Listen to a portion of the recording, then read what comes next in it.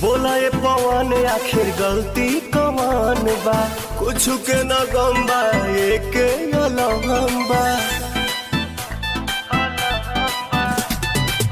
जैबा बंगाल तू तो उलझन में डाल के, कुल्ही बद जाके कहमनी की निहाल के। जानी जमाना तो मारे लागी तना, जारी न सही जतिया राजा जानी जा कमाए